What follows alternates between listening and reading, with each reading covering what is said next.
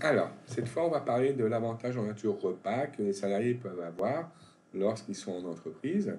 Donc, on va prendre plusieurs hypothèses. Une chose importante, il faut connaître le montant de l'avantage en nature repas pour un repas. En 2020, ce taux était de 4,90 €. C'est-à-dire que l'avantage en nature était évalué toujours selon cette base de 4,90 € par repas. Il faut savoir aussi que cette année, en 2011, cette évaluation a augmenté. Elle est passée à 4,95 € par repas. Mais bon, ces barèmes, de toute façon, ils vous seront toujours donnés. Il faut juste savoir les utiliser.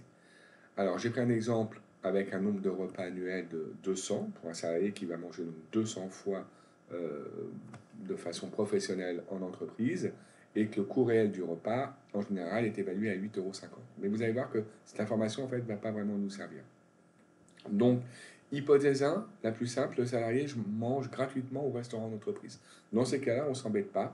L'avantage en nature, il est de 4,90 € par jour, puisque le salarié ne paye rien du tout, fois le nombre de jours travaillés, ou en tout cas le nombre de jours où il a mangé, 200.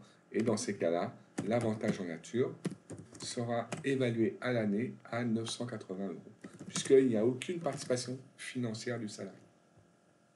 Deuxième hypothèse, le salarié va participer de 2 € au repas. Je rappelle que le coût réel du repas est 8,50 €, mais ce n'est pas ça qui va nous intéresser. Dans ces cas-là, l'avantage en nature va être évalué de la façon suivante. 4,90 € moins la participation du salarié, 2 € fois le nombre de repas, c'est-à-dire 200. Et donc, on va tomber sur 4,90 € moins 2 €. Il y aura un avantage en nature évalué par jour à 2,90 € fois 200 repas. Dans ces cas, l'avantage en nature annuel sera évalué à 580 €.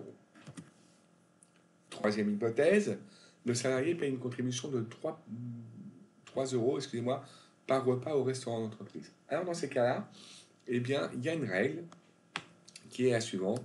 Est-ce que la contribution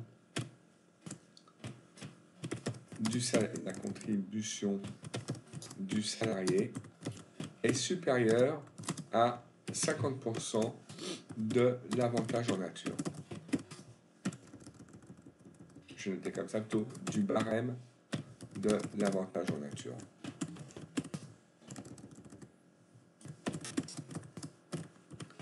Est-ce que c'est le cas? Alors là, on va voir que 3 €, est-ce que c'est supérieur? Je vais y arriver, excusez-moi. 3 €. Je ne sais pas ce qui s'est passé, je vais revenir en arrière. Pourquoi j'ai ces deux lignes qui se sont apparues? Voilà, je reviens. Donc, de l'avantage en nature. Donc, est-ce que 3 € dans mon exemple, c'est supérieur à 50% de 4,90 €? Bon, on va voir, hein. 3 € c'est en effet supérieur, puisque 3 € c'est supérieur à 4% de... Je vous fais un 4,90 fois 0,50%, ça fait 2,45 €. Donc là, en effet, 3 € c'est supérieur à 2,45 €. Dans ces cas-là, quand la contribution du salarié, là, je vais la mettre en surbrillance, est supérieure donc à 50% de l'avantage en nature, et bien, dans ce cas-là, je vais vous mettre une petite zone de texte ici. Si on est dans cette solution-là, à l'avantage en nature, il n'y a pas d'évaluation de l'avantage en nature.